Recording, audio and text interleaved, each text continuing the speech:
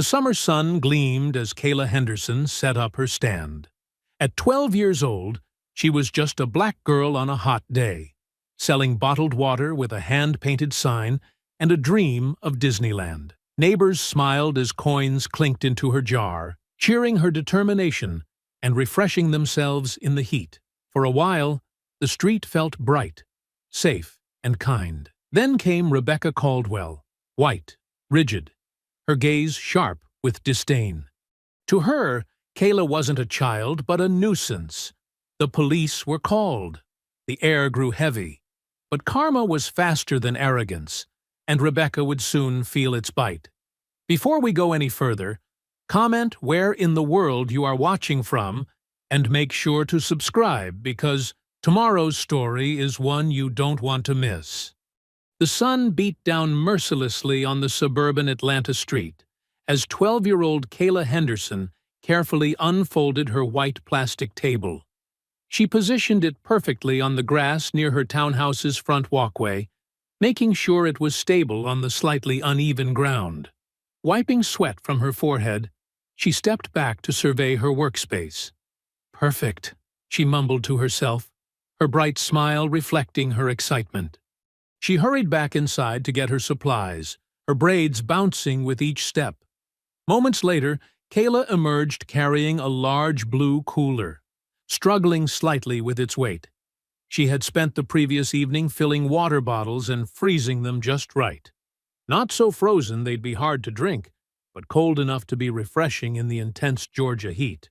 Setting down the cooler beside her table, Kayla reached into her pocket and pulled out the signs she'd made. She'd spent hours decorating them with careful lettering and cheerful drawings of water droplets wearing sunglasses. The main sign read, "Ice Cold Water, $1," in bold blue letters with smaller stars and hearts around the edges. As she arranged the bottles in neat rows on the table, Kayla couldn't help but imagine herself walking through the gates of Disneyland. She'd seen so many videos online, the castle, the rides, the characters walking around giving hugs to excited kids. Every bottle sold would bring her one step closer to that dream. A young couple jogging by slowed their pace as they approached her stand. The woman, still catching her breath, smiled warmly at Kayla. "What do we have here?" "Ice-cold water." Kayla straightened up proudly. "Would you like some? It's perfect for staying hydrated while exercising." The man chuckled, pulling out his wallet. "You make a good point. 2 bottles, please." As Kayla handed them their waters, the woman asked, "Are you saving up for something special?" Kayla's eyes lit up. "Yes. I'm going to Disneyland. Well, hopefully. Mom says we need to save up first, so I'm doing my part to help."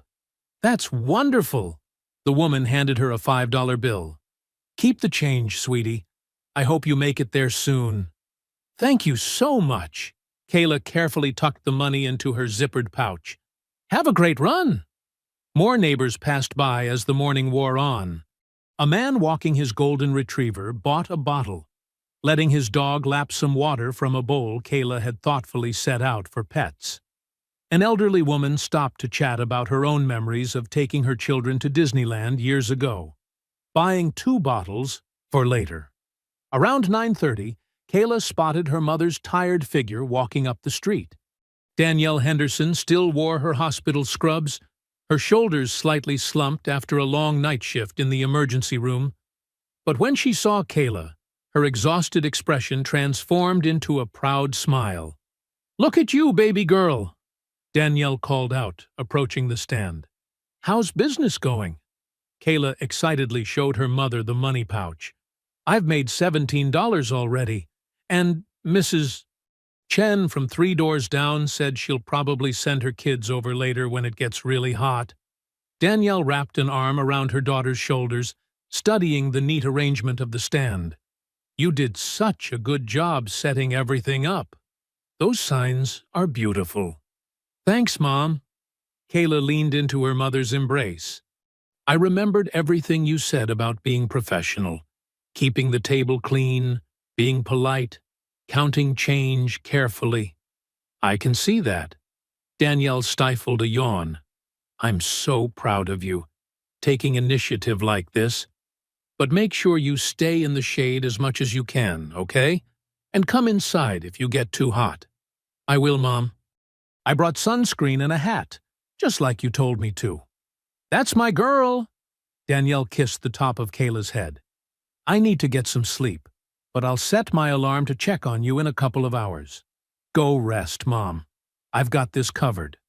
As Danielle headed inside, Kayla sold another bottle to a passing neighbor. She was carefully counting out change when she felt the weight of someone's stare. Looking up, she noticed Rebecca Caldwell standing across the street, arms crossed over her chest. Even from a distance, Rebecca's disapproval was clear in her rigid posture and pinched expression.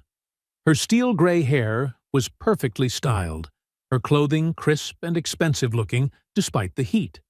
She stood in her manicured front yard, one hand on her hip, the other shading her eyes as she glared at Kayla's modest setup. Kayla's stomach did an uncomfortable flip as she watched Rebecca's frown deepen.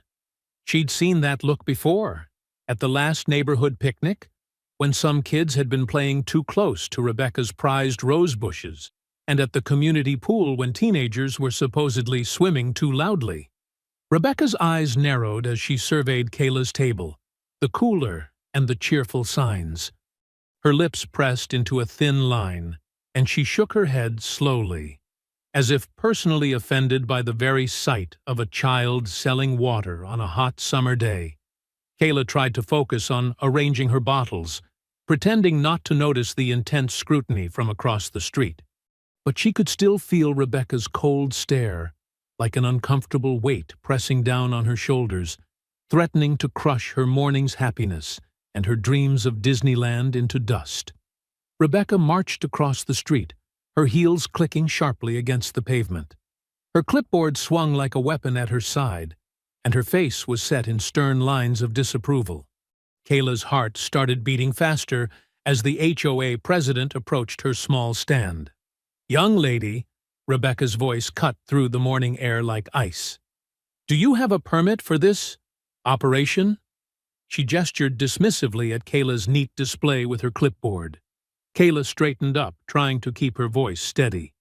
"I'm just selling water bottles to save up for—" "That's not what I asked."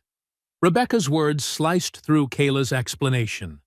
She pulled out a pair of reading glasses, perching them on her nose as she flipped through papers on her clipboard. According to HOA regulations, Section 4, Paragraph 12, all business activities conducted within neighborhood boundaries require proper permits and board approval. "But it's just water," Kayla said, her voice getting smaller. She glanced down at her carefully made signs, which suddenly seemed childish under Rebecca's stern glare. "Like a lemonade stand." Rebecca let out a sharp, humorless laugh. "Oh, please. This is illegal street vending, plain and simple. Do you have a business license? Health department certification? Insurance?" She paused between each question, letting them land like little daggers. "I didn't think so." Kayla's throat felt tight. She looked down at her shoes, fighting back tears that threatened to spill. The morning's excitement crumbled around her like sand. "And what would Disney think?" Rebecca continued, her voice dripping with mock concern. "If they knew you were trying to fund your little trip through illegal activities." She picked up one of Kayla's water bottles, examining it as if it might be contaminated. "Really, this is just sad. Is there a problem out here?" Danielle Henderson's voice, though quiet, carried clearly across the yard. She stood in the doorway of their townhouse, still in her scrubs, but with steel in her spine despite her exhaustion. She walked toward them with measured steps, her face calm, but her eyes alert. "Oh, good," Rebecca said, turning to face Danielle. "The responsible party, Mrs. Henderson. Are you aware that your daughter is operating an unauthorized business venture on HOA property?" "I'm aware that my daughter is showing initiative and entrepreneurial spirit," Danielle replied evenly. She moved to stand beside Kayla, placing a gentle hand on her shoulder. And I'm wondering why you're out here harassing a child instead of enjoying your Saturday morning. Rebecca's nostrils flared. Harassing?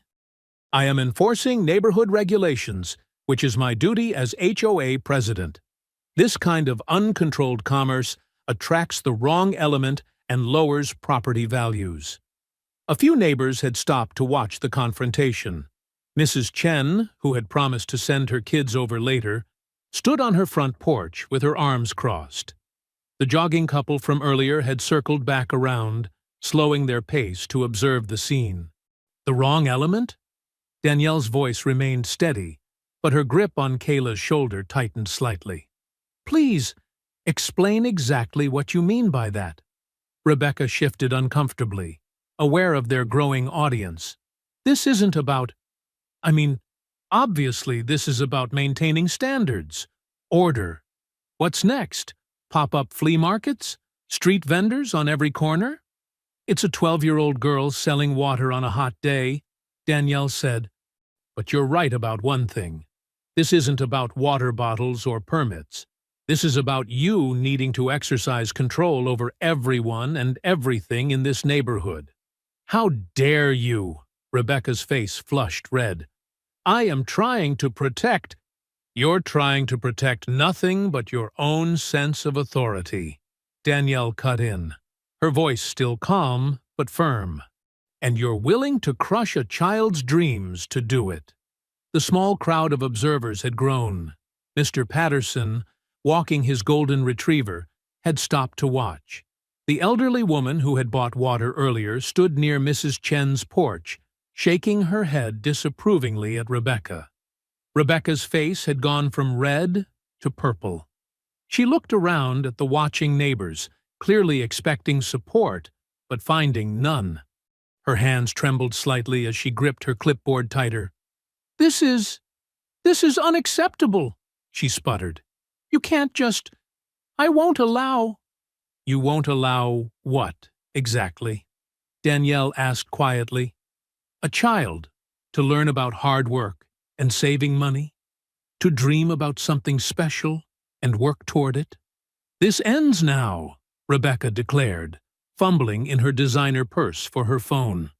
Her fingers shook as she punched at the screen. If you won't listen to reason, perhaps you'll listen to the authorities. She raised the phone to her ear, turning away from the disapproving stares of the neighbors. Yes, police. This is Rebecca Caldwell, HOA president at Oakwood Gardens. I need to report an unauthorized vendor who is disturbing the peace in our neighborhood. She paused, glaring at Danielle and Kayla. Yes, they're being completely uncooperative. No, I don't feel safe. They're becoming hostile. Danielle shook her head slowly, keeping her arm around Kayla, who watched with wide eyes as Rebecca paced back and forth, her voice getting louder and more shrill with each word. I need someone here immediately, Rebecca practically shouted into the phone. This is a serious violation of multiple ordinances, and these people are refusing to comply with HOA regulations. Yes, I'll hold. The low rumble of a police cruiser's engine cut through the tense morning air.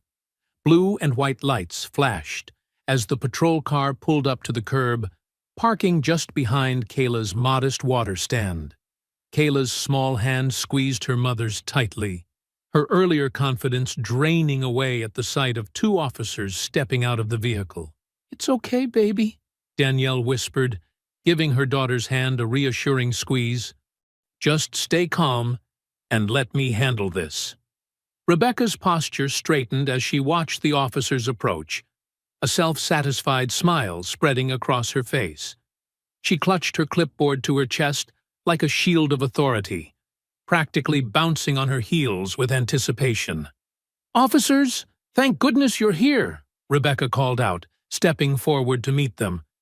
As I explained on the phone, we have an unauthorized vendor refusing to cease operations and… Ma'am, let us assess the situation, the first officer interrupted, holding up his hand. He was older, with salt and pepper hair visible beneath his cap. His nameplate read, Miller. His younger partner hung back slightly, surveying the scene with a puzzled expression. Officer Miller's eyes moved from Rebecca's agitated state to the simple folding table with water bottles, then to Danielle and Kayla. His stern expression softened suddenly with recognition. "Nurse Henderson?" he asked, his eyebrows rising. "Is that you?" Danielle nodded, maintaining her composed demeanor. "Officer Miller, I didn't expect to see you today." Rebecca's smile faltered slightly as she watched the exchange. "You know each other?" "Know her." Officer Miller let out a short laugh. "This woman saved my brother's life last year. Emergency surgery after that big pileup on I-85. He turned to his partner. "Remember I told you about that Johnson? The nurse who stayed 4 hours past her shift to make sure Tommy pulled through?" Officer Johnson nodded, now looking at Danielle with respect. "Yes, sir. You said she was the reason your brother made it to his daughter's wedding?" Rebecca shifted uncomfortably, her clipboard lowering slightly. That's all very nice, but it has nothing to do with the current situation. There are regulations." "And what exactly is the current situation?" Officer Miller asked, his tone becoming professional but notably less friendly as he addressed Rebecca. He gestured at Kayla's stand. "Because what I'm seeing is a young lady selling water on a hot day. Where's the emergency that required police response?" "She doesn't have permits." Rebecca's voice rose shrilly. "It's a violation of HOA regulations and city ordinances. There could be health code violations, liability issues." "Miss," Officer Johnson cut in, "did you really call emergency services about a kid's water stand?" The growing crowd of neighbors murmured disapprovingly. Mrs. Chen shook her head and muttered something that made the elderly woman next to her nod vigorously. Mr. Patterson's golden retriever let out a low whine, as if even the dog was embarrassed by Rebecca's behavior. "I'm trying to maintain order in this community," Rebecca insisted, but her voice had lost some of its earlier authority. "There are rules." "Ma'am," Officer Miller's tone was firm now, "calling police for non-emergencies ties up resources that could be needed for actual crisis situations. We respond to all calls, but this kind of thing—" He shook his head. "It's not a good use of emergency services." He turned to Kayla, who was still holding tight to her mother's hand. His face softened into a kind smile. "Young lady, how much are you charging for those waters?" $1, Kayla answered softly, then added with a bit more confidence, "I'm saving up to go to Disneyland with my mom." "Well then," Officer Miller reached for his wallet, "my partner and I would each like one. This Georgia heat's no joke." He handed Kayla a $10 bill. "Keep the change for your Disneyland fund." "Thank you, sir," Kayla said, her smile returning as she carefully handed bottles to both officers. Rebecca watched this exchange with growing disbelief, her face reddening again. But the regulations clearly state—" "Ms. Caldwell," Officer Miller turned back to her, his voice stern but professional, "I strongly suggest you reconsider what constitutes an emergency in the future. Calling police over a child's water stand isn't just an overreaction. It's a waste of resources that could delay response to genuine emergencies." Officer Johnson nodded in agreement.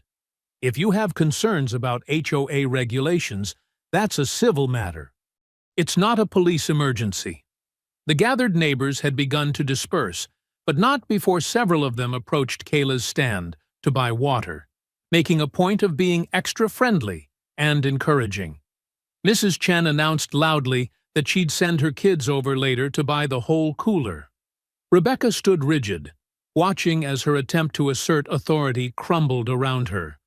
The smugness that had radiated from her earlier was replaced by a tight, angry expression. Her knuckles were white where they gripped her clipboard. "This isn't over," she hissed, turning sharply on her heel. As she stormed back across the street, her shoes clicking against the pavement even more aggressively than before, She shot a venomous glare over her shoulder at Danielle and Kayla. Not by a long shot. The officers remained for a few more minutes, chatting casually with Danielle about her brother's recovery, while Kayla proudly served customers who had lined up to support her. The morning sun continued to rise in the sky, promising another hot Georgia day perfect for selling cold water, despite Rebecca's retreating figure, which disappeared behind her slammed front door. The kitchen was filled with the comforting aroma of baked chicken and rice as Danielle and Kayla sat down for dinner. Through their small window, the last rays of sunlight painted the sky in soft oranges and pinks. The day's tension had melted away like ice cubes in the Georgia heat, replaced by the warm satisfaction of victory and vindication. And then, Mrs. Chen bought 10 bottles all at once, Kayla exclaimed, practically bouncing in her chair as she recounted the day's successes. Her fork waved enthusiastically in the air as she spoke. She said her kids would come by tomorrow, too. Danielle couldn't help but smile at her daughter's excitement. The morning's confrontation seemed to have only strengthened Kayla's entrepreneurial spirit rather than dampening it. That's wonderful, baby. How much did you make today? Kayla reached into her pocket and pulled out a carefully folded wad of bills. She smoothed them out on the table with pride, counting each one deliberately. $78!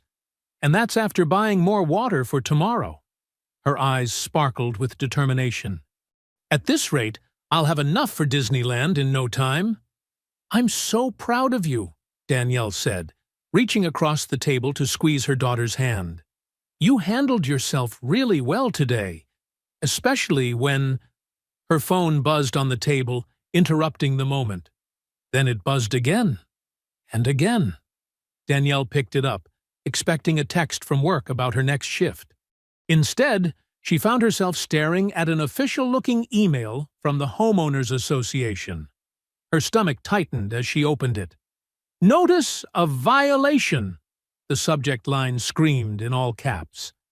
As her eyes scanned the text, the warmth of the evening seemed to drain away. Rebecca had filed a formal complaint against them, citing unauthorized commercial activity and violation of community standards. The notice threatened fines of $100 per day if the illegal business operation continued. "Mom?" Kayla's voice was small, noticing the change in her mother's expression. "What's wrong?" "Nothing, baby," Danielle started to say, but her phone buzzed again. This time, it was a notification from the neighborhood's online forum. Her heart sank as she clicked the link. There, in a post time-stamped just minutes ago, Rebecca had painted a very different picture of the day's events. She described Kayla as a disruptive influence who was turning our residential street into a commercial zone. But what made Danielle's blood boil was the thinly veiled attack on her parenting. "What kind of mother," Rebecca's post read, "lets her child run an unlicensed business on public property without supervision? What kind of example does this set for our community's children? As your HOA president, I cannot stand by while our neighborhood standards deteriorate." The comments section was already filling up with reactions. While some neighbors defended them, others, mostly Rebecca's usual supporters, were piling on with their own complaints about declining property values and setting dangerous precedents. Danielle set the phone down carefully, forcing her hands not to shake. She looked up to see Kayla watching her with worried eyes, the excitement of moments ago replaced by uncertainty. "Mom?" Kayla's voice wavered slightly. "Did I do something wrong?" "No, baby," Danielle said firmly, pushing back her chair and opening her arms. "Come here." Kayla crossed to her mother's side of the table, letting herself be folded into a tight hug. She might be 12, but in moments like these, she still seemed so small to Danielle. "You didn't do anything wrong," Danielle repeated, stroking her daughter's hair. "Some people they don't like it when others succeed. But that's their problem, not ours. Is Mrs. Caldwell still mad about the water stand?" Kayla's voice was muffled against her mother's shoulder. "Mrs. Caldwell is trying to cause trouble," Danielle answered honestly. "But don't you worry about that. Remember what Officer Miller said? You're not doing anything wrong." They held the hug for a long moment before Danielle gently pulled back, forcing a smile. "Now, finish your dinner. You've got a big day of sales ahead tomorrow." "Are you sure it's okay?" Kayla asked, searching her mother's face. "Maybe I should stop." "Absolutely not," Danielle said firmly. "We don't let bullies win in this family. Remember what I always tell you?" A small smile tugged at Kayla's lips. "Stand tall and stand true." "That's right." Danielle kissed her forehead. "Now, eat up.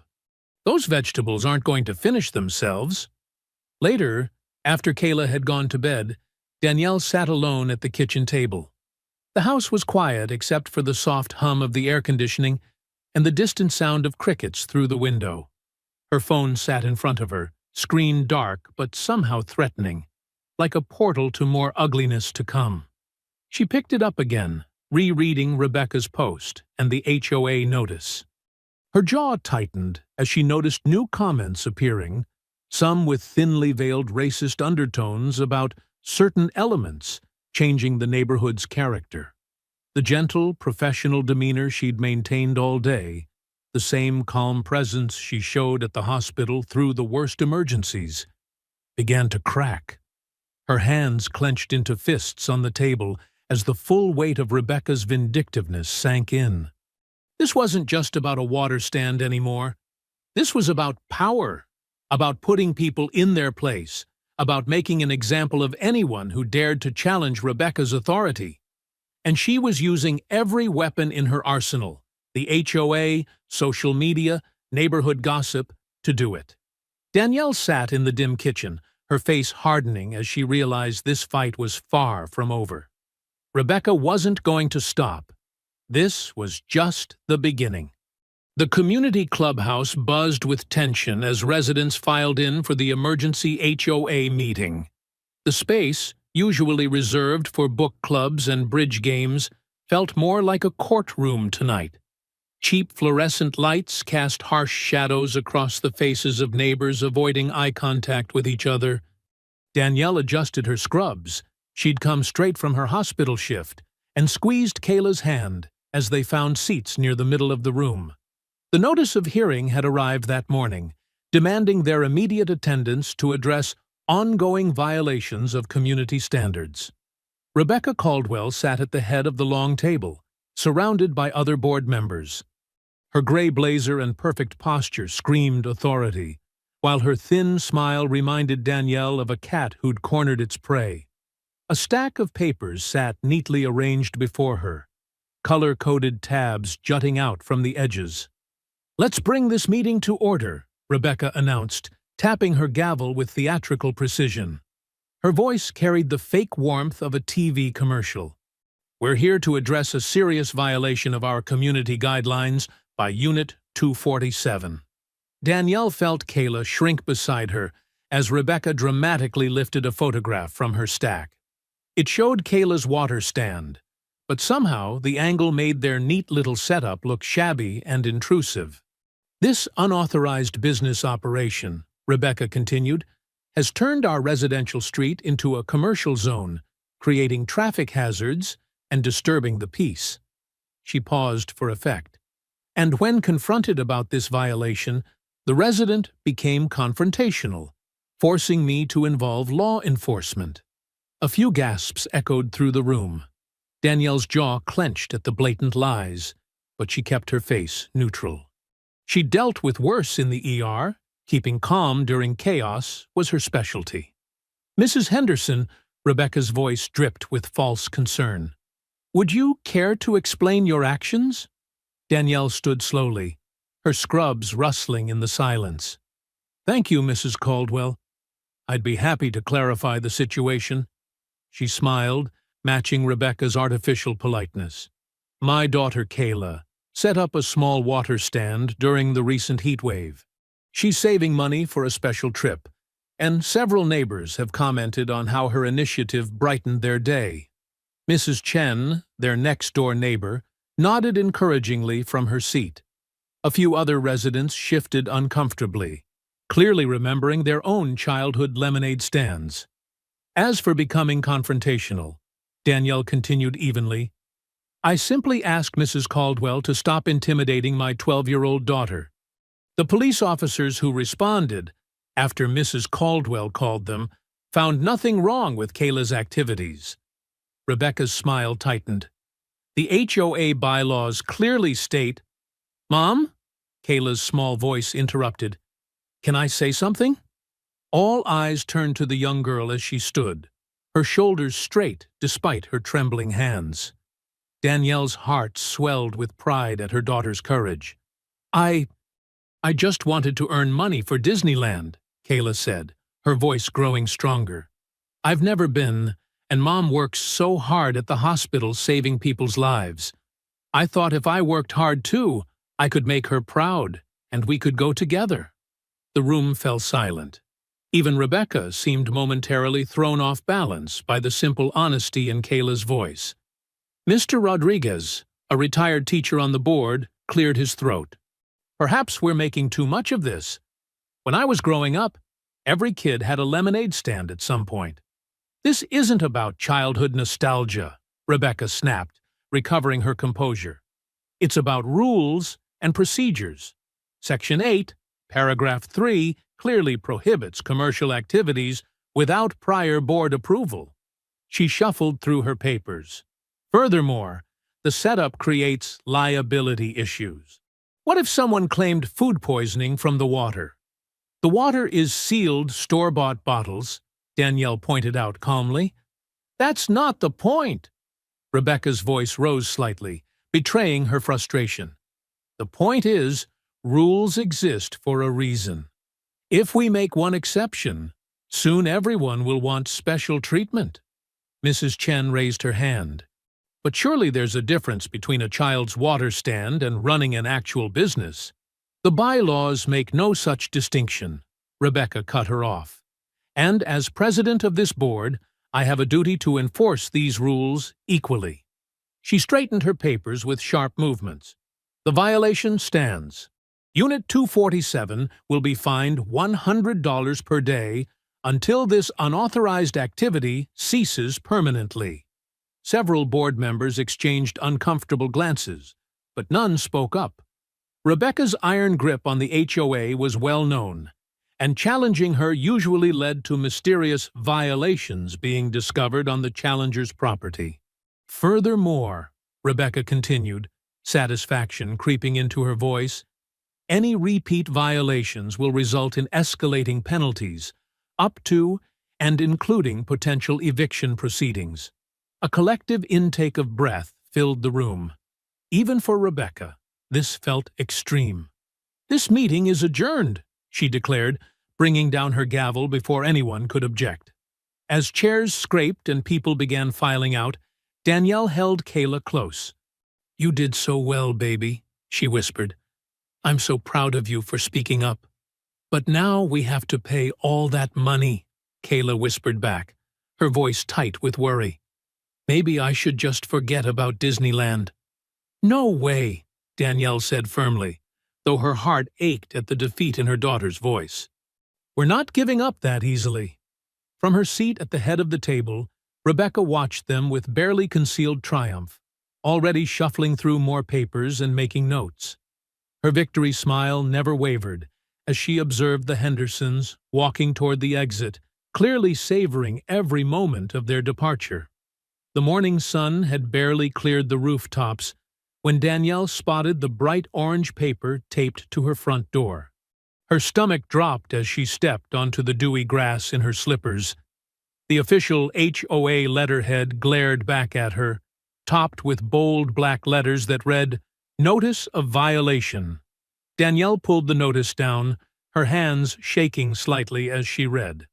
The document listed a $100 fine for each day of unauthorized vending activities, with a demand for immediate payment.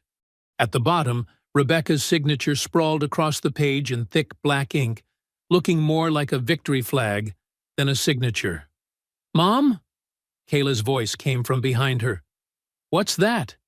Danielle turned to find her daughter still in her pajamas, hair tousled from sleep.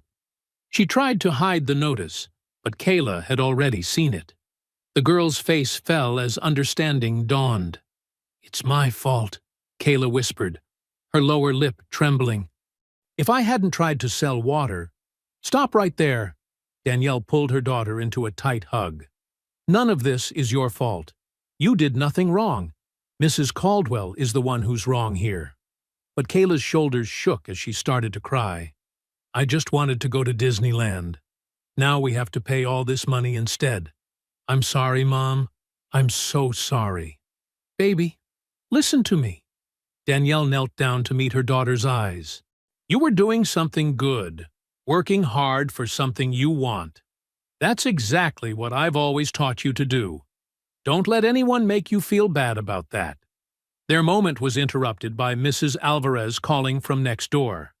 The retired schoolteacher stood on her porch in a flowered housecoat, coffee mug in hand. "Danielle! Kayla! Come over here a minute." Danielle wrapped an arm around Kayla's shoulders as they crossed the small patch of grass between their homes. Mrs. Alvarez's kind face creased with concern as she noticed Kayla's tears. "I saw Rebecca putting those notices up before dawn," Mrs. Alvarez said, shaking her head. "That woman has no shame. Come inside, both of you. I just made fresh coffee, and I have hot chocolate for Miss Kayla." The Alvarez kitchen smelled of coffee and cinnamon, warm and welcoming. As Kayla sipped her hot chocolate at the counter, some color returned to her cheeks. "You're not the first one she's done this to," Mrs. Alvarez said, settling into a kitchen chair. 2 years ago, it was the Martinez family. Their teenage son was mowing lawns for pocket money. Rebecca claimed he was running an illegal landscaping business. "What happened to them?" Danielle asked, wrapping her hands around a warm coffee mug. "They moved away." Mrs. Alvarez's face darkened. "Couldn't afford the fines. And last year, it was the Patels. Their daughter was giving math tutoring. Same story. Rebecca harassed them until they left." "So she has a pattern," Danielle said quietly. "Oh, yes. And have you noticed? It's never the Thompson kids with their expensive lemonade stand, or the Wilson boys washing cars. Just certain families." Mrs. Alvarez raised her eyebrows meaningfully. Danielle's jaw tightened as she understood the implication. "Well, she picked the wrong family this time. I'm not going anywhere." "Good," Mrs. Alvarez smiled. "You've got friends here, Danielle." "More than Rebecca knows." As if to prove her point, their conversation was interrupted by a knock at the door. Mr. Chen from across the street stood there with his wife, both looking concerned. "We saw the notice," Mrs. Chen said. "It's not right. We want to help." Throughout the morning, more neighbors stopped by. Mrs. Rodriguez brought homemade cookies. The Patels returned, having heard what happened, offering their support and sharing their own experience.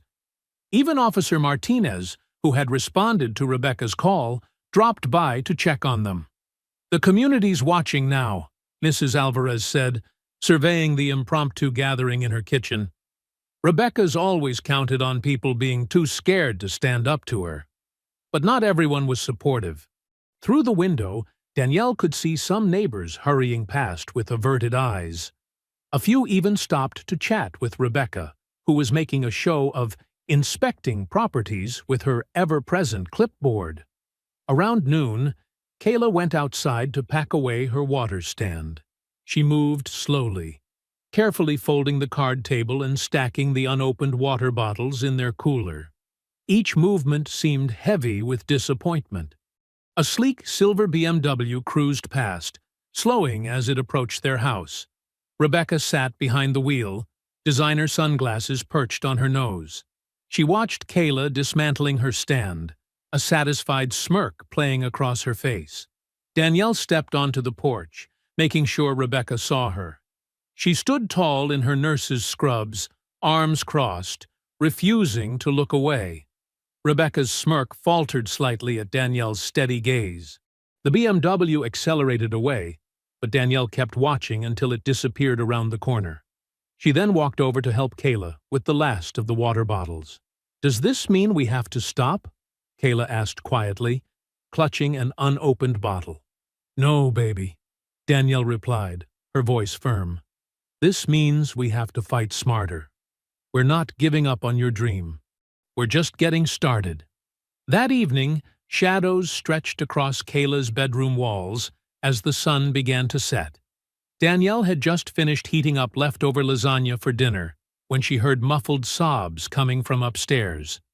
Following the sound, she found Kayla curled up on her bed, clutching her Mickey Mouse plush toy, a treasured gift from her 10th birthday. "Baby, what's wrong?"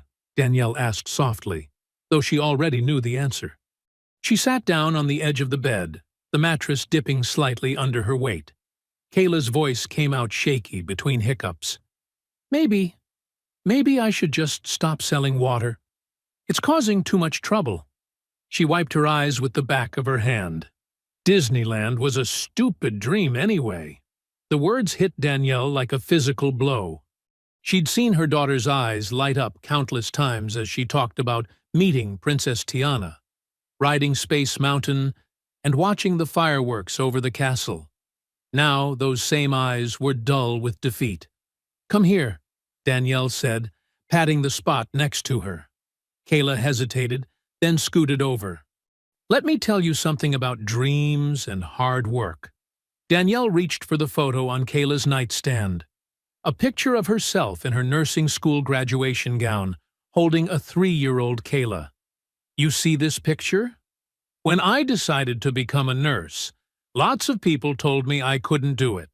Single mom, working 2 jobs, taking night classes. They said I was foolish." "Really?" Kayla looked up, her tear-stained face showing surprise. "But you're the best nurse ever." Danielle smiled, running her fingers through her daughter's curly hair. "I am now, but it wasn't easy. There were nights I wanted to quit. Nights I cried just like you're crying now. But you know what kept me going?" Kayla shook her head. "Dignity," Danielle said firmly, "and knowing that what I was doing was right. When people try to push you down, baby, that's when you need to stand tallest. But Mrs. Caldwell wants you to give up. She wants you to feel small." Danielle's voice grew passionate. "But you're not small, Kayla. You're my brave, beautiful girl who had an idea and worked hard to make it happen. That's something to be proud of." Kayla sat up straighter, wiping away the last of her tears. "I did make $47 before she stopped me." "That's right.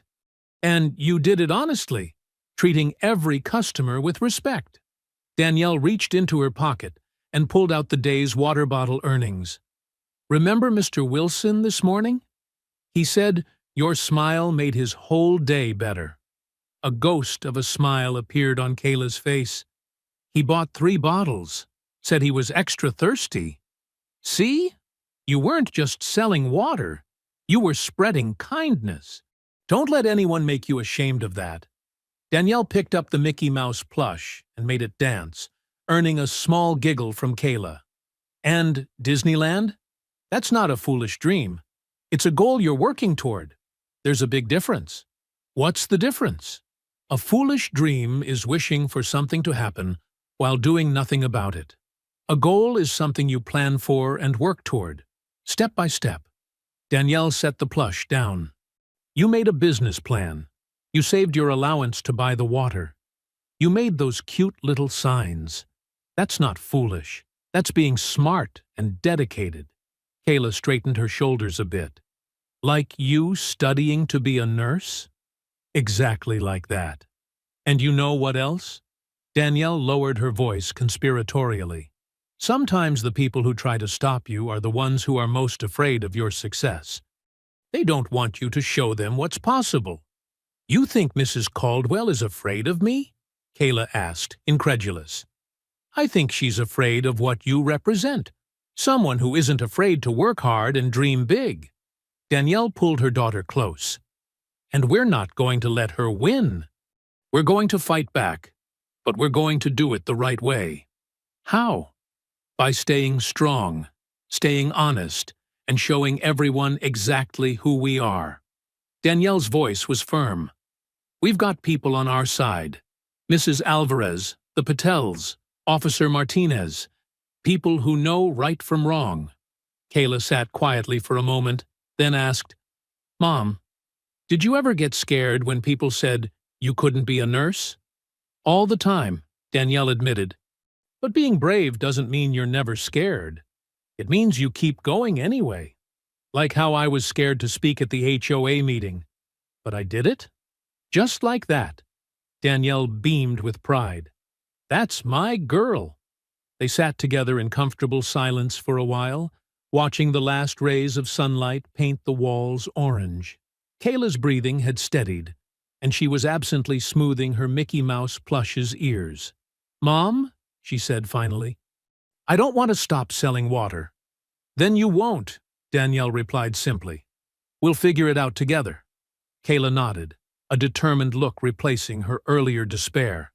She got up and walked to her desk, where her water stand money jar sat. She dropped in the day's earnings, the coins clinking against the glass. Danielle stood and walked to the window. From here, she could see Rebecca's house across the street, its perfectly manicured lawn and gleaming windows a testament to its owner's rigid control. The porch light clicked on automatically, right on schedule. Looking at that house, Danielle felt a steel rod of determination settle into her spine. Rebecca Caldwell might have power, might have money, might have half the neighborhood cowed, but she didn't have the right to crush a child's spirit. Not this child. Not Danielle's daughter. Through the window's reflection, she could see Kayla carefully counting her savings, lips moving silently as she added up the numbers. The sight strengthened Danielle's resolve. Some things were worth fighting for, and her daughter's right to dream big was at the top of that list. Saturday morning dawned bright and clear, perfect weather for the hastily organized block party on Maple Street. The usually quiet cul-de-sac buzzed with activity as neighbors set up folding tables and strung colorful banners between trees. The air smelled of grilled hot dogs and fresh-cut grass. Kayla gripped another folding chair, her palms sweaty as she arranged it in neat rows on the lawn. "Mom, are you sure about this?" she asked, glancing nervously at the growing crowd. Danielle paused from helping Mrs. Alvarez set up the refreshment table. "About speaking? Yes, baby. Sometimes you have to stand up and let your voice be heard." Mrs. Patel approached with a stack of paper plates. "Danielle, we've got about 50 people coming. The whole block is talking about it." She lowered her voice. "Everyone's tired of Rebecca's bullying." More neighbors arrived, carrying dishes of potato salad and fresh fruit. Children chased each other around the chairs, while parents gathered in small groups, talking in hushed tones. The atmosphere was festive but charged with purpose. "Here, let me help with those chairs," said Mr. Wilson, the retired teacher who'd bought water from Kayla.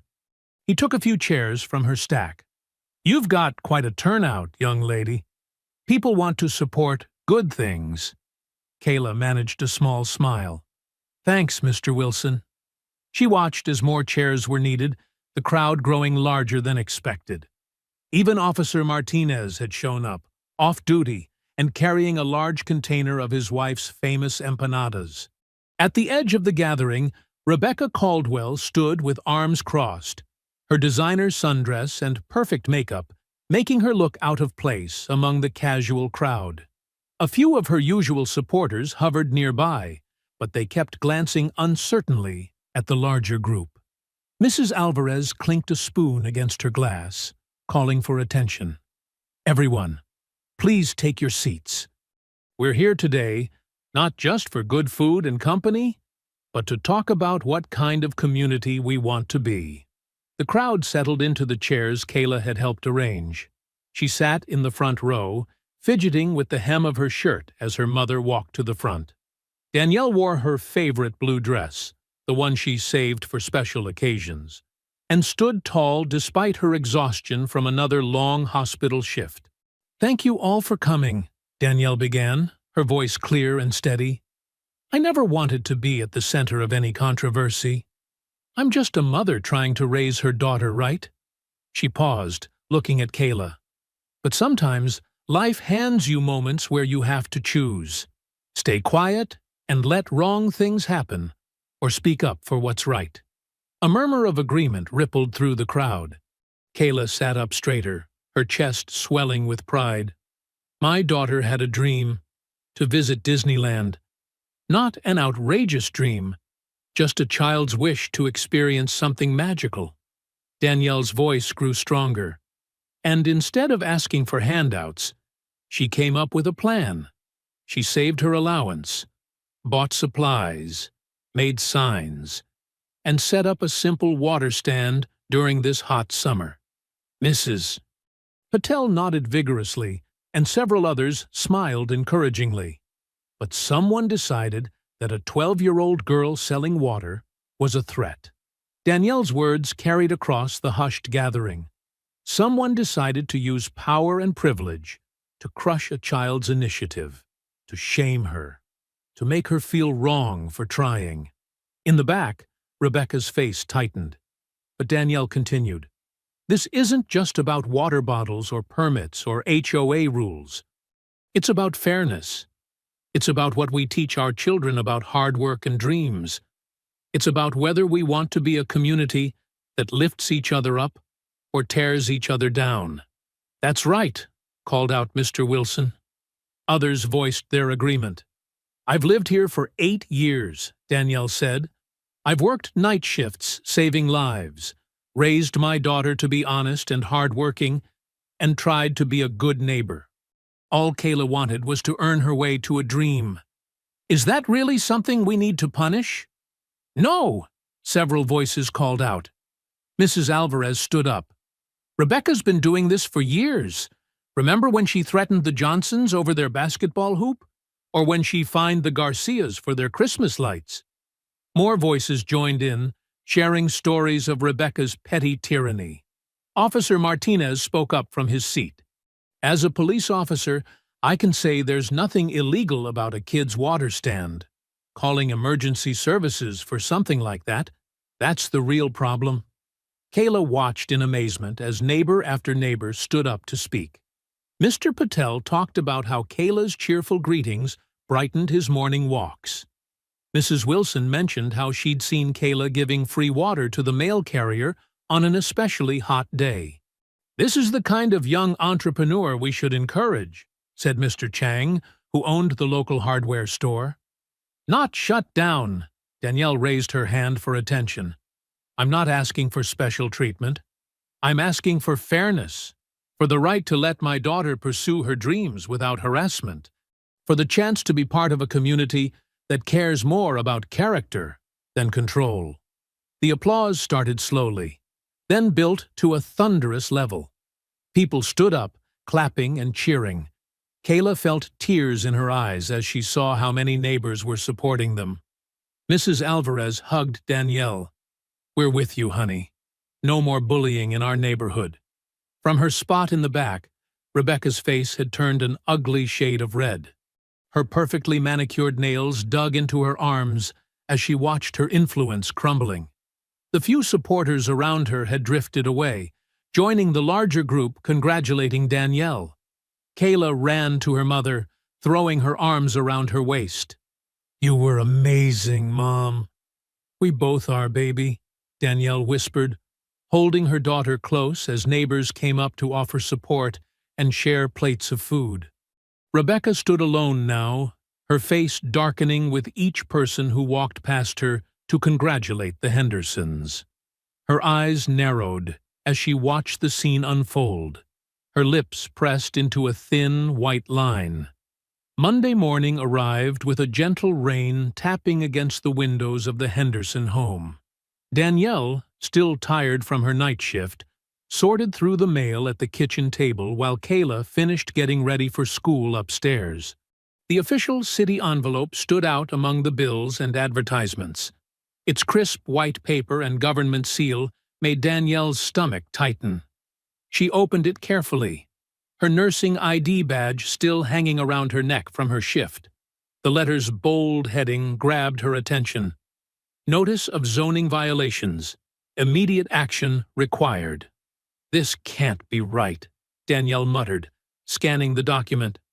Her hands began to shake as she read the details. The letter cited multiple alleged violations: unauthorized commercial activity, improper property maintenance, and structural modifications without permits. The potential fines totaled over $15,000. "Mom?" Kayla called from upstairs. "Have you seen my blue folder?" "Check under your desk, honey," Danielle answered automatically, her mind racing as she reread the letter. None of these violations made sense. Their townhouse was well maintained, and they'd never made any modifications. She reached for her phone and Googled the zoning office. There, listed as Senior Enforcement Officer, was a familiar name: Rebecca Caldwell. The realization hit her like a physical blow. "Of course," Danielle whispered. This was her plan all along. Kayla bounded down the stairs, backpack over one shoulder. "Found it!" Her smile faded when she saw her mother's face. "Mom, what's wrong?" Danielle tried to tuck the letter away, but Kayla had already spotted it. "Is that from Ms. Caldwell again?" "No, baby, it's just—" Danielle started, but Kayla grabbed the letter before she could hide it. The girl's eyes widened as she read, her lower lip beginning to tremble. $15,000? But we didn't do anything wrong." Her voice cracked. "This is all my fault. If I hadn't tried to sell water—" "Stop right there," Danielle said firmly, pulling Kayla into a tight hug. "None of this is your fault.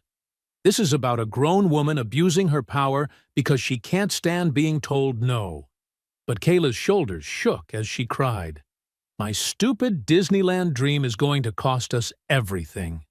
"Your dreams are not stupid," Danielle insisted, wiping her daughter's tears. "And this fight isn't over." The school bus honked outside. Danielle straightened Kayla's collar and tried to sound confident. "Go to school, baby. I'll handle this." After Kayla left, Danielle called the zoning office. The receptionist transferred her to Rebecca's direct line. "Senior Enforcement Officer Caldwell speaking." Rebecca's smug voice dripped with satisfaction. "This is Danielle Henderson. I think there's been a mistake with—" "Oh, Mrs. Henderson," Rebecca interrupted. "I was just reviewing your case file. Quite serious violations we've uncovered. Of course, if you'd been more cooperative earlier, perhaps this could have been avoided." "These allegations are false, and you know it," Danielle said, keeping her voice steady despite her anger. "Are they?" Rebecca's tone turned icy. "I have photographic evidence, witness statements, and years of experience identifying code violations. The fines are quite standard for these infractions, though they do tend to increase if not addressed promptly. This is harassment. This is enforcement of city ordinances, Mrs. Henderson. Perhaps you should have thought about consequences before organizing that little rebellion against properly constituted authority." The line went dead. Danielle stared at her phone, feeling the weight of exhaustion settling over her. She'd known Rebecca had influence in the HOA, but this was different. This was government power being wielded like a weapon. Across town, in her office at the city municipal building, Rebecca Caldwell sat at her desk, a satisfied smile playing across her lips as she carefully arranged documents in a fresh manila folder. She labeled it Henderson Property Violations in her precise handwriting. The morning sun streaming through her office window glinted off her nameplate. Rebecca Caldwell, Senior Enforcement Officer, Zoning Department. Years of carefully cultivated authority were represented in that title, and she wasn't about to let some uppity nurse and her bratty kid challenge it. She pulled up the property database on her computer, marking the Henderson case as priority enforcement. Her fingers moved efficiently across the keyboard as she scheduled inspections, filed preliminary findings, and set the bureaucratic machinery in motion. Back at home, Danielle sank into her kitchen chair, the letter lying accusingly on the table before her. The morning rain had turned heavier, drumming against the windows like angry fingers. She hadn't slept since her night shift, and exhaustion wrapped around her like a heavy blanket. Their modest townhouse, usually a sanctuary after long hospital shifts, felt suddenly vulnerable. Every creak and settling sound seemed ominous, as if city inspectors might appear at any moment to scrutinize their lives. Pictures of Kayla lined the walls, her first day of school, winning the science fair, practicing her sales pitch for her water stand. The sight of her daughter's hopeful face in those photos made Danielle's chest ache. In her office, Rebecca added one final document to the Henderson file, a schedule of escalating fines that would begin in exactly 7 days. She closed the folder with a satisfying thump and placed it prominently on her desk, ready for tomorrow's enforcement meeting. "Let's see how that little block party holds up against real authority," she murmured, straightening a pen on her pristine desk. Her position here, built over years of careful networking and strategic alliances, was unassailable. No one would dare challenge a senior zoning officer's findings, especially not a single mother who couldn't possibly afford the legal fees to fight back. That evening, the Henderson kitchen felt different. The usual warmth and chatter that filled their dinner time had been replaced by the soft clink of forks against plates and the hollow sound of ice shifting in water glasses. The zoning notice sat on the counter behind them like an unwelcome guest, its presence poisoning the air. Danielle watched as Kayla pushed her spaghetti around her plate, barely eating. The girl's shoulders were slumped, her usual bright energy dimmed to a shadow. Outside, streetlights flickered on, casting long shadows through their kitchen window. "Mom?" Kayla's voice was small, barely above a whisper. "Yes, baby?" "Are we?" Kayla swallowed hard, her fork trembling slightly in her hand. "Are we going to lose our home?" The question hung in the air like smoke. Danielle put down her own fork and reached across the table, covering Kayla's hand with her own. Her daughter's skin felt cold. "No, sweetie, we're not going to lose our home." Danielle tried to inject confidence into her voice, but even she could hear the slight tremor of uncertainty. "Miss Caldwell is just trying to scare us." "But $15,000! Kayla's eyes welled up. "That's so much money. And it's all because I wanted to sell water." "Listen to me," Danielle said firmly, squeezing her daughter's hand. "This isn't about water or permits or any of that. This is about a woman who doesn't like being told she can't push people around." But Kayla just nodded silently, unconvinced. She took a small bite of spaghetti, more to please her mother than from any real appetite. "Maybe I should write her a letter, saying I'm sorry," Kayla suggested quietly. "Maybe if I promise never to sell anything again?" "No." Danielle's voice came out sharper than she intended, making Kayla flinch. She softened her tone. "Baby, you have nothing to apologize for." "Nothing." They finished dinner in silence, the food tasting like cardboard in their mouths. Danielle watched as Kayla took her plate to the sink, her movements slow and heavy, like she was carrying an invisible weight. "Time for bed, sweetheart," Danielle said, after they'd cleaned up. "You've got that math test tomorrow." Kayla nodded, giving her mother a quick hug that felt more like a plea for reassurance than their usual loving embrace. "Good night, Mom." "Good night, baby. Sweet dreams." Danielle waited until she heard Kayla's bedroom door close before letting her brave face crumble. She slumped at the kitchen table, surrounded by papers, the zoning notice, HOA documents, their mortgage statement, her nursing schedule. The numbers swam before her tired eyes. $15,000. It might as well have been $15 million. Even with her nursing salary and overtime, they were already stretched thin. The mortgage, Kayla's school expenses, utilities, it all added up to a delicate balance that this fine would shatter. She rubbed her temples, fighting back a stress headache. The kitchen clock ticked loudly in the silence, marking time like a countdown. 7 days until the fines began. 7 days to figure out how to fight back against a woman who seemed to hold all the cards. But as Danielle sat there, something started nagging at her memory. Rebecca's words from the HOA meetings began replaying in her mind. The way she'd openly admitted targeting certain residents. Her smug comments about maintaining neighborhood standards while glancing meaningfully at the few minority homeowners. Danielle grabbed a notepad and began writing. The time Rebecca had threatened Mrs. Alvarez with fines for her ethnic garden decorations, the incident with the Johnson family's basketball hoop, the suspicious pattern of HOA violations that seemed to focus on certain households. She pulled out her phone, scrolling through the neighborhood social media group.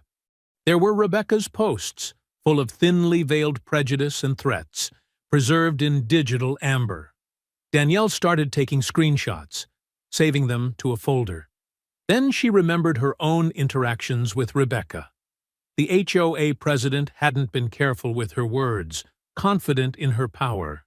She'd made direct threats, implied discriminatory motives, even admitted to using her city position against residents she disliked. Danielle's nursing training kicked in.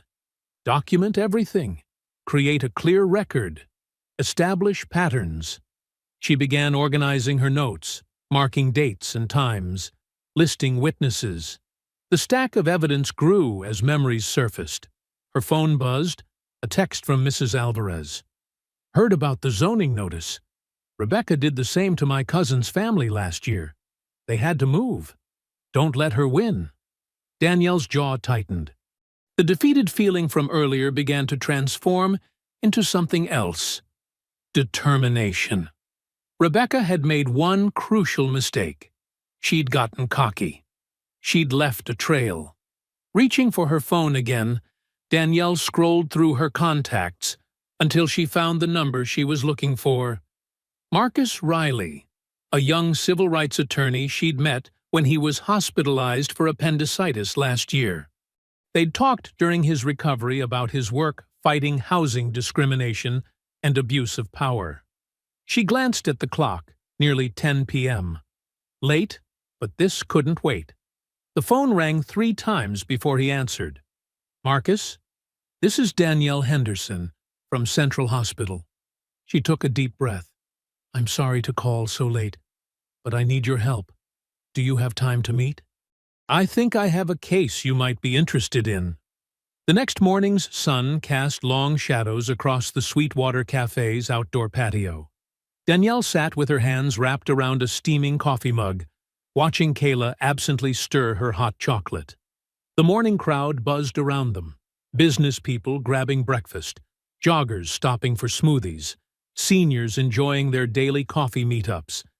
Marcus Riley arrived exactly on time, dressed in a crisp blue button-down with his sleeves rolled up, carrying a worn leather briefcase. His friendly smile put them both at ease immediately. Ms. Henderson, he said warmly, shaking Danielle's hand before turning to Kayla. And you must be the entrepreneurial spirit I've heard about. Kayla managed a shy smile, sitting up a little straighter. Thank you for meeting us so early, Danielle said as Marcus settled into his chair. I know you must be busy. Never too busy to help someone stand up to a bully, Marcus replied, pulling out a legal pad. Why don't you walk me through everything from the beginning? Danielle took a deep breath and started with Kayla's water stand. She described Rebecca's escalating harassment, the police call, the HOA meetings, and finally, the zoning violation threat. As she spoke, Marcus took detailed notes, occasionally asking clarifying questions. And you're certain she used her position at the zoning office to target you specifically? he asked, underlining something in his notes. Yes, Danielle nodded firmly. She practically bragged about it at the HOA meeting. Said she'd make sure proper authorities handled the situation. Marcus's pen paused. Did anyone else hear her say that? At least 10 neighbors were there. Mrs. Alvarez even recorded part of the meeting on her phone. A slight smile touched Marcus's lips. That's good. Very good. He turned to a fresh page. What other evidence do you have of her pattern of discrimination? Danielle pulled out her phone, showing him the screenshots she'd collected. These are from the neighborhood social media group. Look how she talks about certain elements changing the community's character. Marcus leaned forward, studying the posts. This is exactly what we need. But we'll need more. He looked up at them both. From this moment on, document everything. Every interaction, every threat, every notice. Record dates, times, witnesses. If she approaches you in person, use your phone to record audio. Georgia is a one-party consent state. You don't need her permission. Kayla, who had been quiet until now, suddenly perked up. Like collecting evidence for a case file? Marcus grinned. Exactly like that. In fact, he reached into his briefcase and pulled out a fresh notebook, handing it to Kayla. Would you like to be our official case organizer? Kayla's eyes lit up as she took the notebook. Really? Really. We need someone detail-oriented to keep track of everything. Your mom mentioned you're good at organizing. Danielle watched as her daughter began immediately writing the date and time on the first page, dividing it into neat sections. Marcus turned back to Danielle. We'll need statements from other neighbors who've experienced similar treatment. The more we can establish a pattern of discriminatory behavior, the stronger our case becomes. Mrs. Alvarez already offered to help, Danielle said. And the Johnsons. I think others will come forward too, now that someone's finally standing up to her. Good. And keep copies of everything. Photos, emails, texts. Back them up to the cloud. Marcus pulled out his business card. Send it all to me. I'll start preparing for a civil rights complaint and potential lawsuit. Lawsuit? Danielle's voice wavered slightly. I don't know if I can afford... Marcus held up his hand. We'll work something out. Cases like this, they're why I became a lawyer. Sometimes you have to fight back to create change. Kayla had filled 2 pages of her notebook already. Mom, we should get one of those accordion files, like you use for bills. We can color code everything. Danielle couldn't help smiling at her daughter's renewed enthusiasm. It was the first time she'd seen that spark in Kayla's eyes since Rebecca's harassment began. These cases can take time, Marcus cautioned. Rebecca won't back down easily. She's used to wielding power without consequences. But if we're methodical, if we build our case carefully... He closed his notebook with satisfaction. We can show exactly how she's abusing her authority. What about the zoning fine? Danielle asked. We only have 7 days. I'll file an immediate appeal, Marcus assured her. That'll freeze the timeline. And once we present evidence that she's using her position for personal vendettas, the city will have to investigate. They spent the next hour outlining their strategy. Marcus explained the legal process while Kayla took detailed notes, adding little drawings in the margins. Danielle felt the weight of helplessness lifting with each passing minute, replaced by a growing sense of purpose.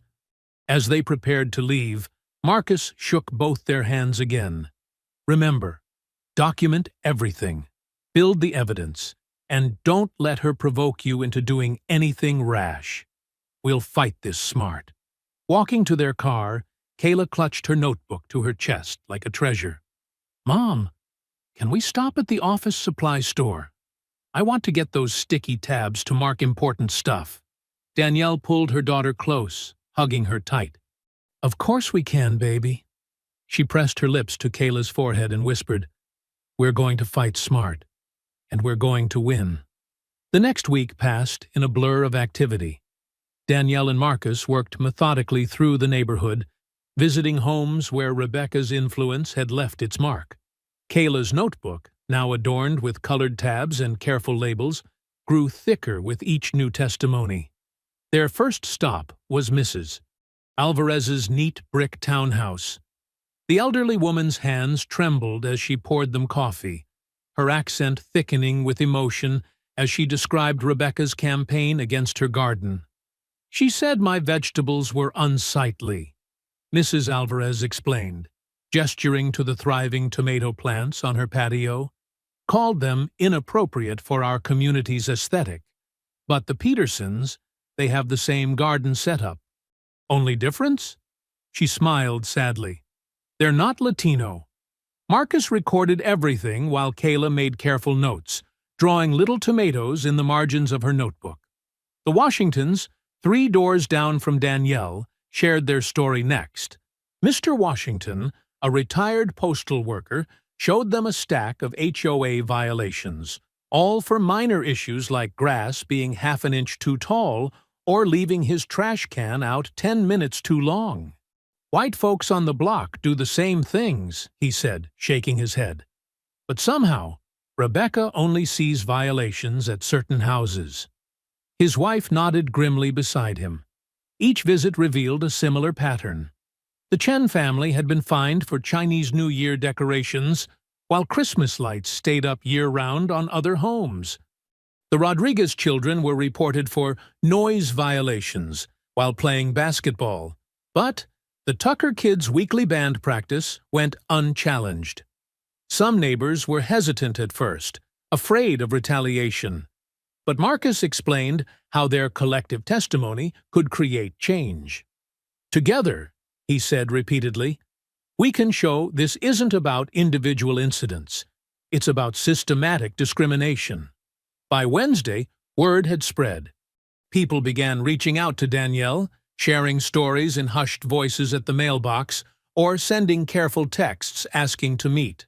The Thompson family invited them over after dinner one evening.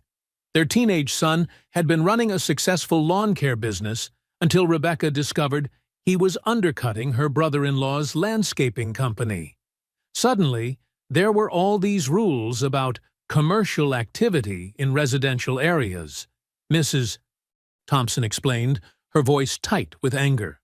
But when Katie Weber started her babysitting service, not a peep from Rebecca. Kayla sat cross-legged on their floor, transcribing everything into her notebook. She'd developed her own organizational system, color-coding incidents by type. Green for garden violations, blue for noise complaints, red for business interference.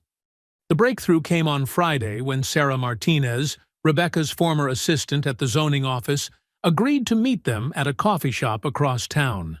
"I quit last month," Sarah told them, glancing nervously over her shoulder. "I couldn't take it anymore." The way she'd pull up property records for people she didn't like, looking for any tiny violation. How she'd fast-track complaints against certain homeowners while burying others. Marcus leaned forward. "Would you be willing to testify about this?" Sarah hesitated, then squared her shoulders. "Yes. I kept copies of everything. Emails, memos, her special review list. It was wrong, what she was doing. Someone needs to stop her." That evening, Danielle and Kayla spread their gathered evidence across their dining room table. Witness statements, photographs, violation notices, social media screenshots, all carefully organized in Kayla's system. Marcus stood at the end of the table, reviewing their progress. "Look at this timeline," Kayla said proudly, unfolding a large chart she'd created. Red dots marked each incident, clustering notably around homes owned by minorities. "This is incredible work, Kayla," Marcus said, studying the pattern. "You could have a future in legal research." Danielle watched her daughter beam at the praise, remembering how defeated she'd looked just a week ago. Now Kayla moved with purpose, explaining her organizing system to Marcus with growing confidence. The neighborhood had changed too. Where there had been isolated pockets of fear and resentment, now there was unity. Neighbors who had never spoken began sharing stories, recognizing their common struggle. People started watching out for each other, documenting Rebecca's movements, warning others when she was on one of her inspection walks. Mrs. Alvarez organized a weekend potluck where more neighbors came forward. The Washingtons hosted a strategy meeting in their garage. The Thompsons' son offered free lawn care to anyone testifying against Rebecca. Looking at the thick folders of evidence, Danielle felt a surge of pride. Not just in their case, but in her community. Rebecca had tried to divide them, but her actions had ultimately brought them together.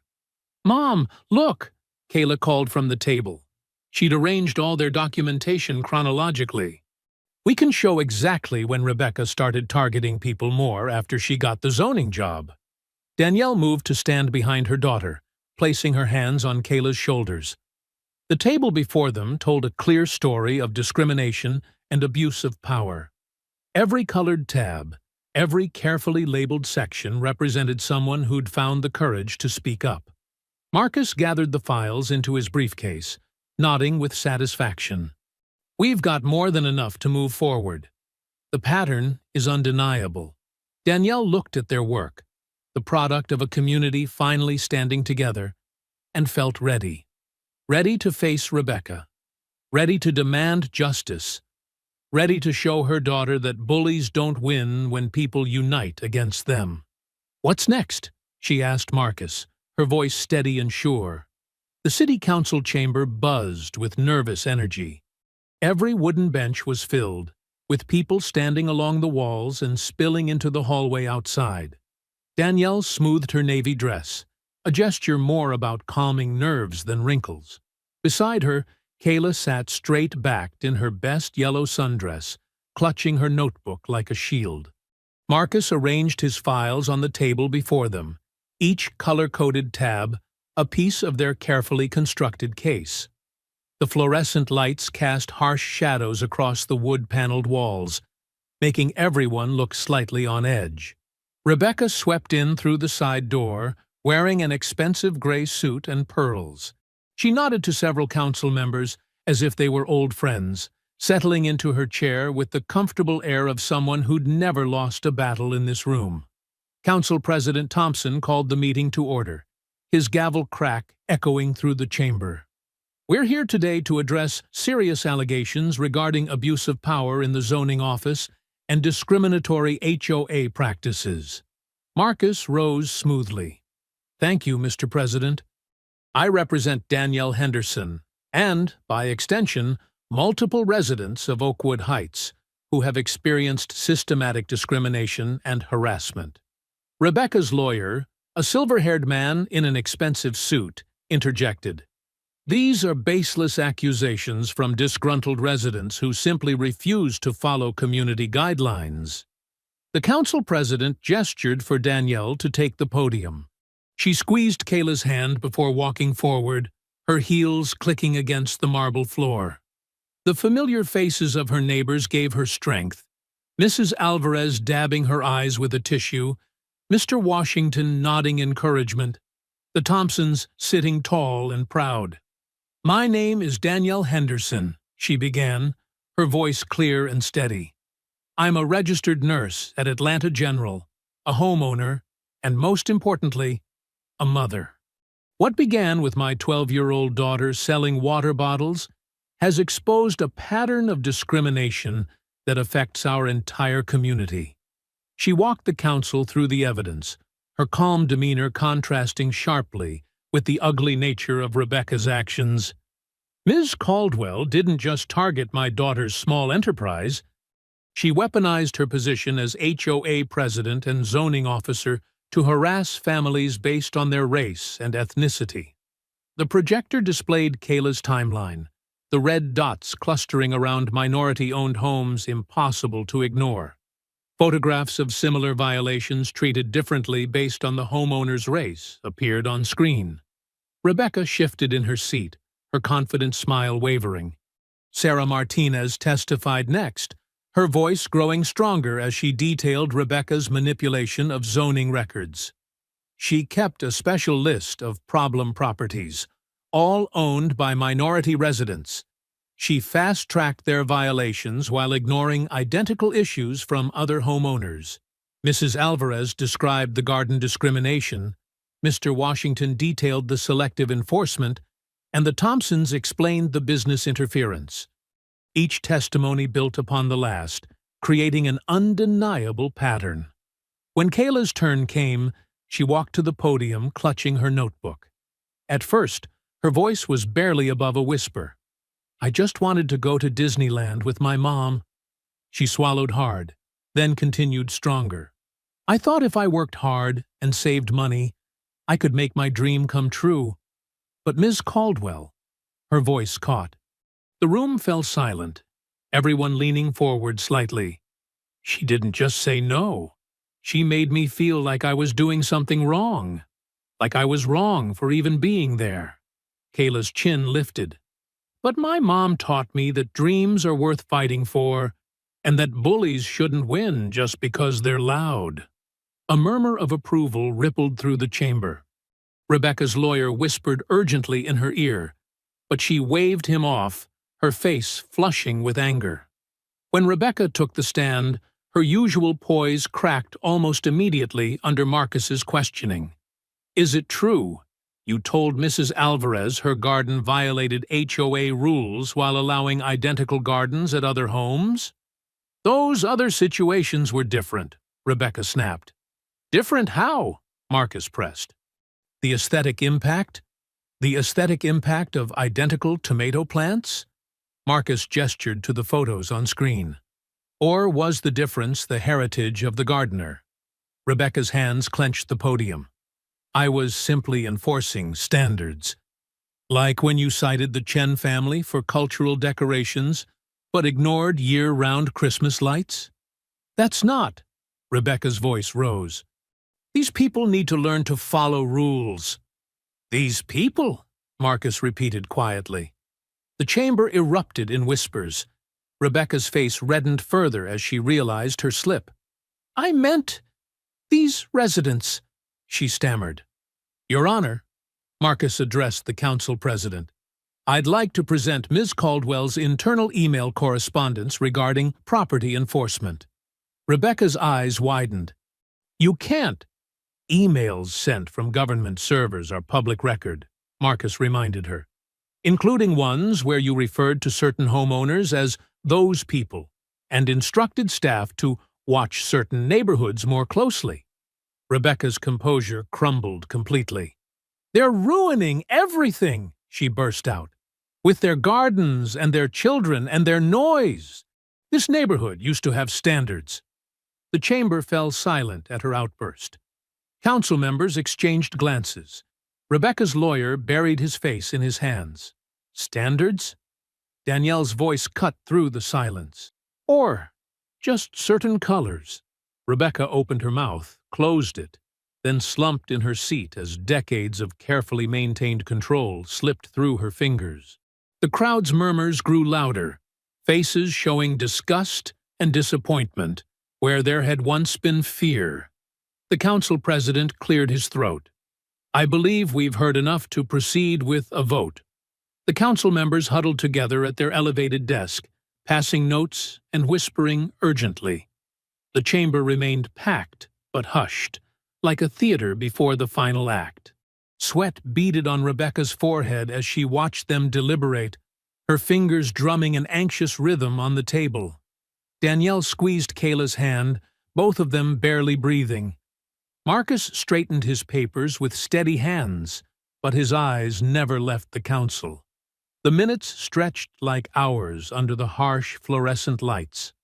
Council President Thompson finally cleared his throat, tapping his microphone. The sound echoed through the chamber, making several people jump.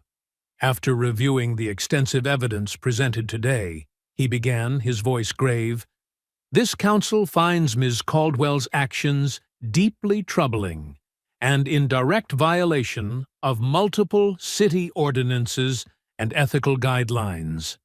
Rebecca's face drained of color. Her lawyer scribbled frantically on his legal pad. The documentation shows a clear pattern of discriminatory enforcement, abuse of authority, and misuse of government resources, Thompson continued. Therefore, this council moves to immediately terminate Ms. Caldwell's position as zoning enforcement officer. A collective gasp rippled through the room. Rebecca shot to her feet, but her lawyer pulled her back down. Furthermore, Thompson's voice grew stronger, we are launching a full investigation into all zoning decisions made during her tenure, with particular attention to potentially discriminatory actions. The city attorney will review cases for possible civil rights violations. Kayla squeezed her mother's hand tighter, hardly daring to smile yet. Danielle remained perfectly still, her face composed but her eyes shining. All in favor? Thompson asked his fellow council members. Hands rose around the table. 1, then 3, then 7. Rebecca watched each vote like a blow landing. When the final hand went up, making the decision unanimous, she slumped in her chair.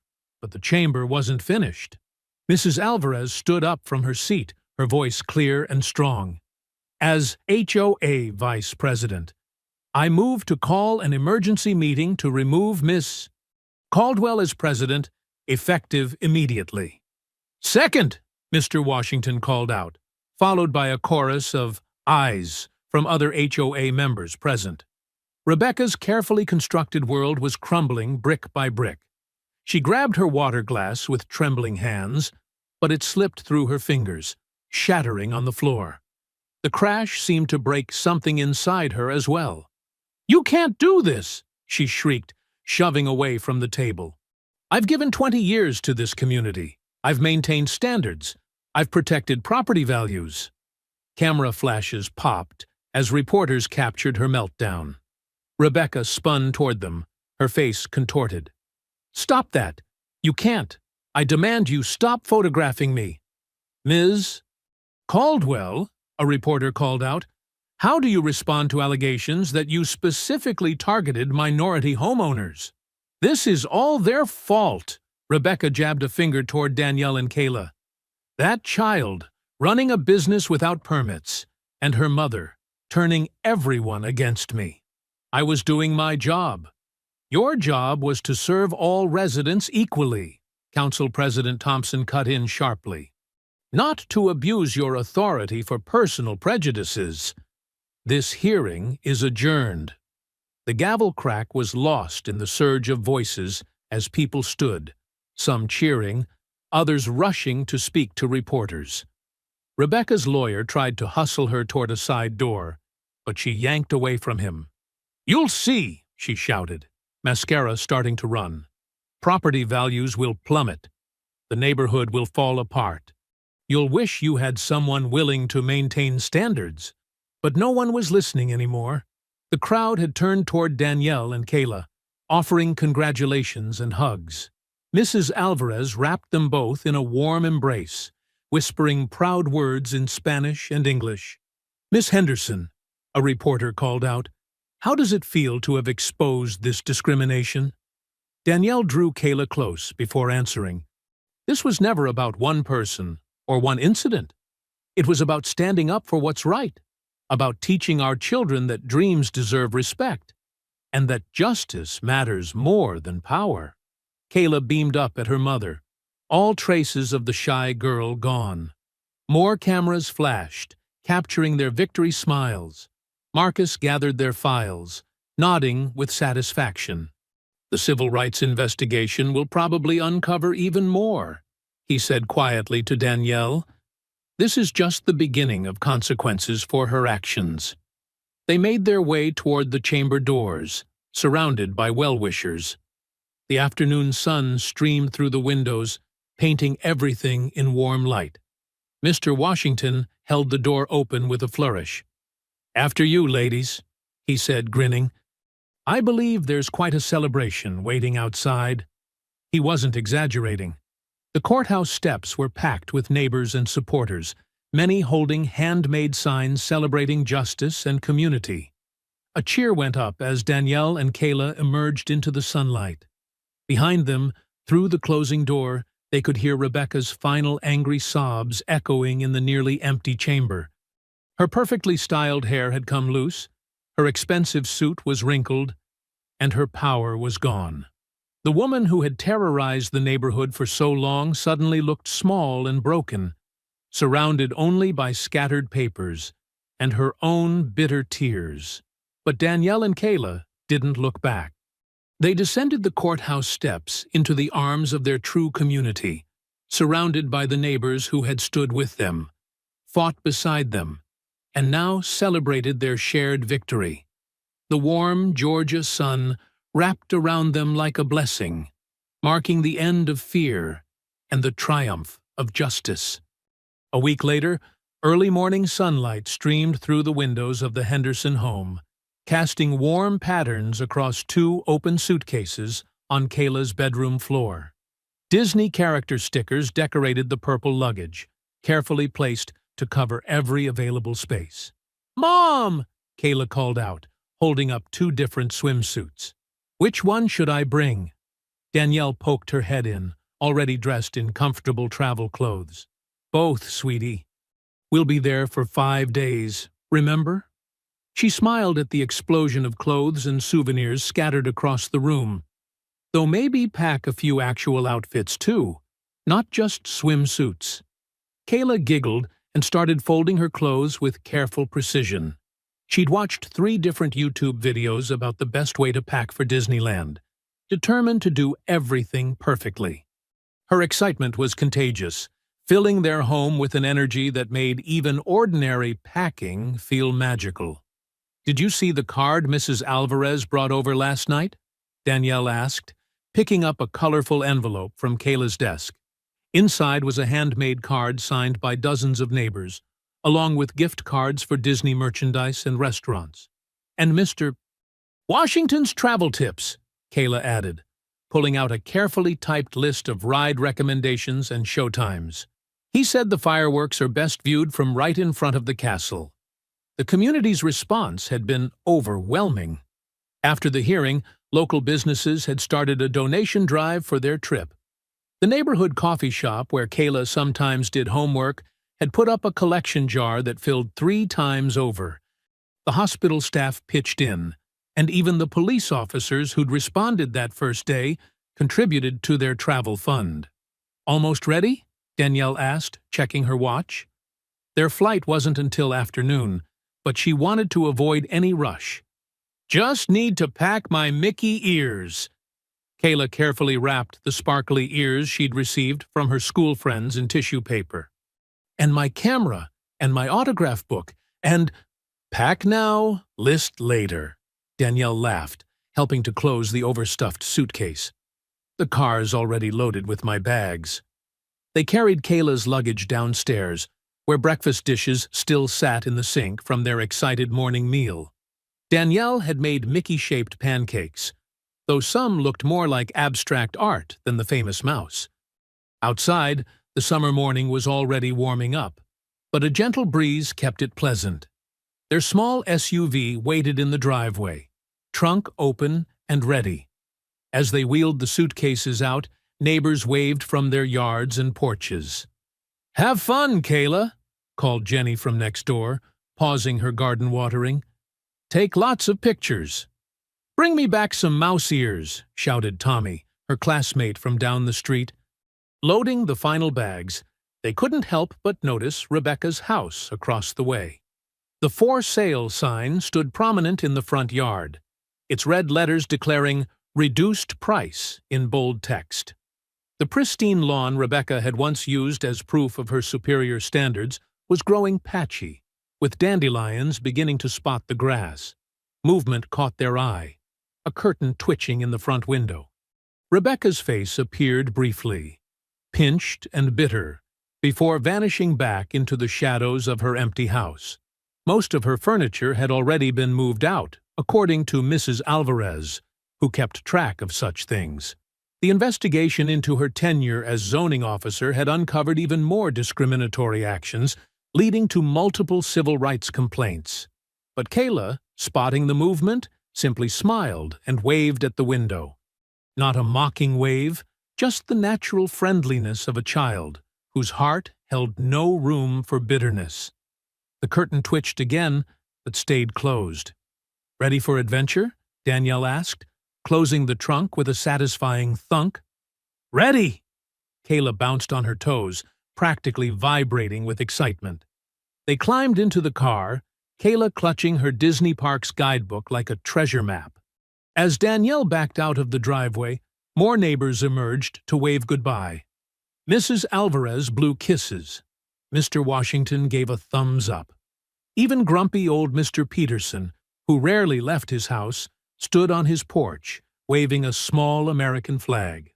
"Look, Mom," Kayla said softly as they drove past Rebecca's house one last time. "The dandelions are pretty." Danielle glanced at the yellow flowers dotting the lawn Rebecca had once policed with such ferocity. "They are, aren't they? Sometimes the things people fight hardest against turn out to be beautiful." They turned onto the main road, leaving their neighborhood behind. Traffic was light as they headed toward the airport, and Kayla settled back in her seat, humming "It's a Small World" under her breath. "Mom?" she said after a few minutes, leaning her head against Danielle's shoulder. "Dreams are worth fighting for." Danielle took one hand off the wheel to kiss her daughter's forehead, feeling a surge of pride and love so strong it brought tears to her eyes. They had won more than just a trip to Disneyland. They had shown their community the power of standing together against injustice. They had taught others that dreams deserved respect, no matter whose dreams they were. Most importantly, they had reclaimed their dignity and helped others find their voices, too. The morning sun painted the road ahead in gold, and Kayla's guidebook lay open to a page showing the magical castle. In the rearview mirror, their neighborhood grew smaller until it disappeared, but the strength they had found there would stay with them forever. Kayla started softly singing "When You Wish Upon a Star," and Danielle joined in, their voices blending as they drove toward their hard-won dreams.